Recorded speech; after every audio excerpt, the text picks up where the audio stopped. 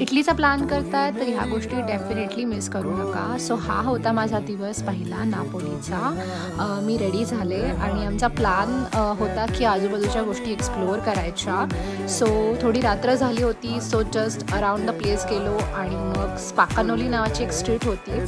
So स्पाकानोली ही एक main street आहे नापोलीमधली आणि तिथे खूप मल्टिपल स्ट्रीट्स आहेत, त्या पॅरलल आहेत, तुम्ही तिकडे जाऊ शकता.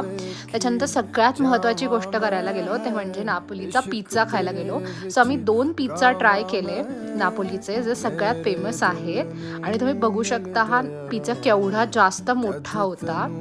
सो आम्ही जे एक फेमस प्लेस आहे नापोलीमधलं त्याचं नाव आहे एल आंटिका पिझेरिया दा मिशेल असं नाव होतं त्या जागेचं आणि पिझ्झा खूप एक्सलंट होता. एक दुसऱ्या जागेचा पण पिझ्झा ट्राय केला नापोलीला, तो पण खूप भारी होता. सो नक्की ट्राय करा नेक्स्ट टाईम आणि मला फॉलो करा.